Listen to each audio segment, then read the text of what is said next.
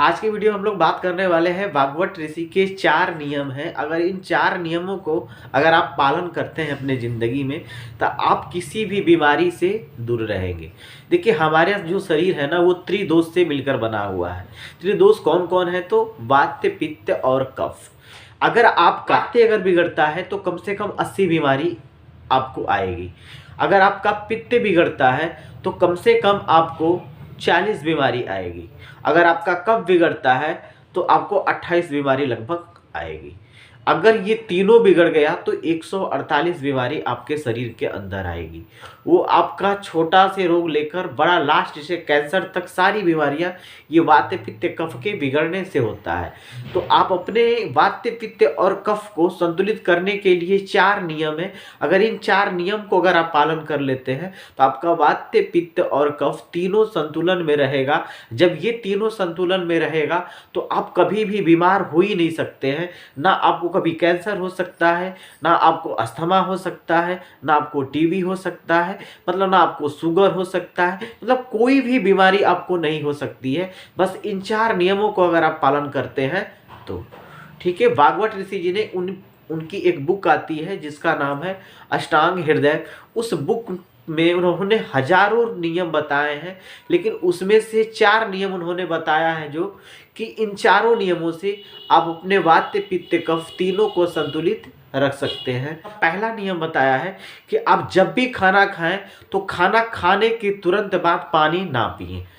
ऐसा क्यों उन्होंने बताया है कि अगर आप खाना खाने के तुरंत बाद यदि पानी पीते हैं तो आपको मैं सरल भाषा में बताता हूं कि मान लीजिए आपने खाना खाया। जब खाना खाते हैं ना तो वो खाना हमारे शरीर के अंदर एक जठर अग्नि होती है, उस जगह पे सारा भोजन जाके एकत्र होता है। तो वहीं पे क्या होता है, भोजन हमारा जलना स्टार्ट होता है जठर अग्नि में। तो सोचिए कि मान लीजिए जठर अग्नि में खाना जल रहा है। अब व्यवहारिक भाषा में ये समझिए ना, अगर मान लीजिए आप खाना बना रहे हैं, खीर बना रहे हैं, खीर जब तक मतलब दूध डाल दिए, चावल डाल दिए और गुड़ डाल दिए, खीर आग जल रही है अग्नि तो खीर बन रहा है। जैसे ही अग्नि बुझ जाएगी तो खीर क्या होगा, नहीं बनेगा। तो ठीक उसी प्रकार पेट में भी वही प्रक्रिया अब चालू रहती है। अगर भोजन जब आप खाते हैं तो वो हमारे जठर अग्नि में जाकर वो भोजन जलता है। अब मान लीजिए खाना जल रहा है, वो जब तक जलेगा तब तक भोजन पकेगा, हमारा पचेगा। और जब भोजन जैसे ही हमने पानी अगर पिया तो सोचो खाना क्या होगा, आग तो बुझ जाएगी ना भाई। जब आग बुझेगी तो वो खाना सड़ेगा, गलेगा, तो 100 बीमारियां आपके शरीर के अंदर आएंगी। तो उसमें से आपकी छोटा मोटा सारी बीमारियां हो जाएंगी। अब देखिए जिसका खाना नहीं पचता है उसको पेट फूल जाता है, गैस बनता है, ये सारी बीमारियां उत्पन्न होती है। कब्ज की बीमारी होती है, वो पैखाना में जाते हैं संडास घर में तो उनका फ्रेश पैखाना नहीं होता। ये सारे के सारे बीमारियां उन्हीं की वजह से होती है। तो वो सारे खाना जो है ना, जो आपका पानी पी लेते हैं खाना खाने के बाद, तो वो खाना आपका पचता नहीं है। वो जो जठर अग्नि में जलता है वो जठर अग्नि शांत हो जाती है। तो शांत हो जाएगी तो जाहिर सी बात है वो खाना क्या होगा, सड़ेगा उसी शरीर के अंदर, और सड़ेगा तो आपको तमाम तरह की बीमारियां उत्पन्न होगी। तो भाई भागवत ऋषि जी ने बताया है कि खाना खाने के तुरंत बाद पानी न पिए। तो आपका सवाल ये होगा सर पानी फिर कब पिए, तो पानी आप खाना खाने के कम से कम 1 घंटे बाद या 1.5 घंटे बाद आप पानी पी सकते हैं। किसी का अगर दिमाग में आ रहा है बात कि सर खाना खाने से पहले पानी पिए कि नहीं पिए, हाँ बिल्कुल, खाना खाने के पहले 40 मिनट पहले आप पानी पी सकते हैं, लेकिन खाना खाने के तुरंत बाद पानी नहीं पिएंगे। कम से कम 1 से 1.5 घंटे बाद पानी आप पीजिए। इस नियम को अगर आप पालन करते हैं तो आपका वात पित्त कफ तीनों कंट्रोल में रहेगा। भागवत ऋषि ने अपना दूसरा नियम बताया था कि पानी जब भी पिए ना तो घूट घूट करके पानी पिए। क्यों उन्होंने बताया था कि पानी घुट घुट करके पीने के लिए, भाई जब आप पानी घुट घुट करके पिएंगे ना तो आपके शरीर मुंह के अंदर लार जो बनता है ना, वो लार क्या होगा, पानी के माध्यम से शरीर के अंदर जाएगा।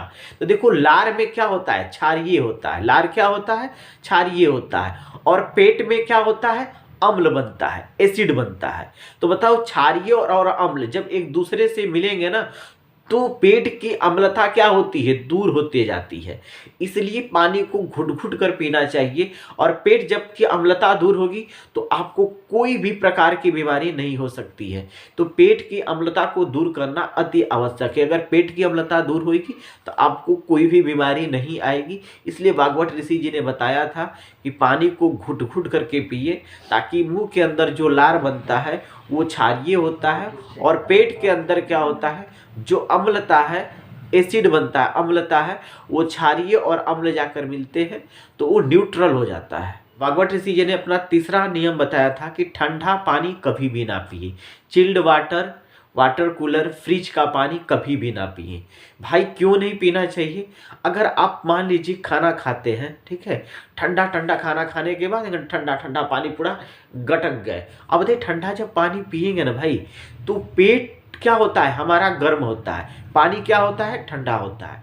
तो जो ठंडा पानी है ना, या तो पेट पानी क्या करेगा, पेट क्या करेगा, पानी को गर्म करेगा, या पानी पेट को ठंडा कर देगा। दो ही कंडीशन उत्पन्न हो सकता है ना। पेट हमारा क्या होता है ना कि गर्म होता है, ठीक है, और पेट हमारा गर्म है, अगर उसमें हमने ठंडा पानी डाला तो दो ही कंडीशन हो सकता है कि पेट क्या करे कि पानी को गर्म कर दे, या दूसरा कंडीशन हो सकता है कि पानी क्या करे, पेट को ठंडा कर दे।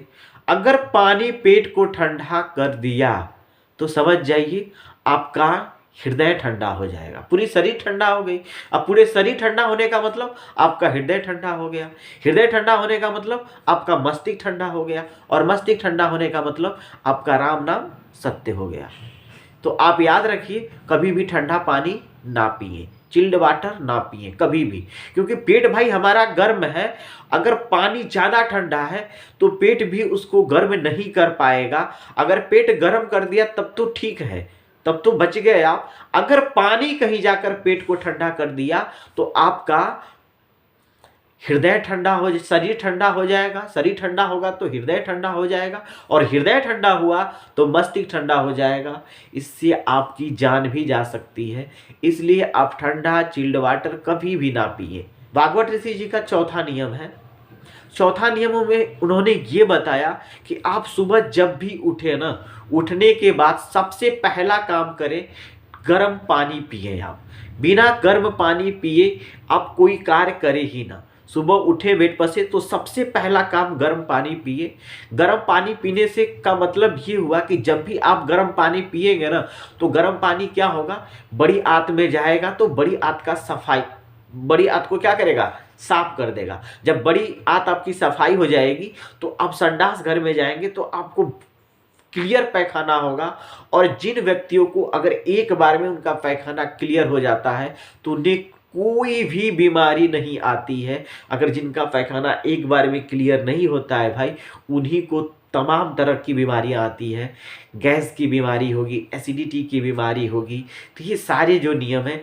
और सुबह में जो पेट है ना, पेट की अम्लता बढ़ी रहती है, तो सुबह में पेट की अम्लता को कम करने का एक ही उपाय है कि आप सुबह सुबह पानी पीजिए। और जितना ज़्यादा पानी घुट घुट करके पिएंगे ना, वो पानी आपके लार के माध्यम से, लार हमारा क्या होता है, क्षारीय होता है, और अम्ल के साथ जाकर मिलेगा तो न्यूट्रल करेगा।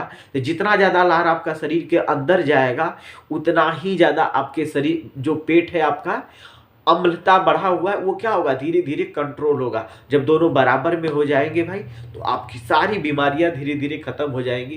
तो प्लीज भाई, अगर इन 4 नियम को अगर अपनी जिंदगी में कोई भी अगर अपनाता है तो वो निरोगी जीवन जिएगा, कभी भी बीमार नहीं होगा। हम अपने ज़िंदगी में इन 4 नियम को अपना अप्लाई करते हैं। आप भी अपने ज़िंदगी में 4 नियम को पालन करें, कभी भी बीमार नहीं होंगे, कभी भी डॉक्टर के पास नहीं जाएंगे।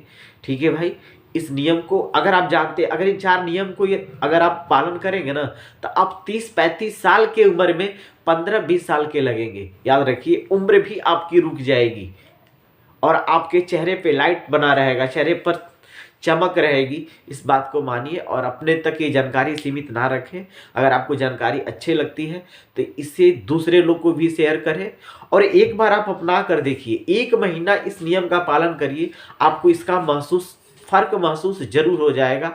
इस नियम में वाक़ई में भागवत ऋषि ने जो नियम बताया है वो सही है या नहीं है। ठीक है गाइस, मिलते हैं आप लोगों से एक दूसरे वीडियो में। तब तक के लिए जय हिंद, जय भारत।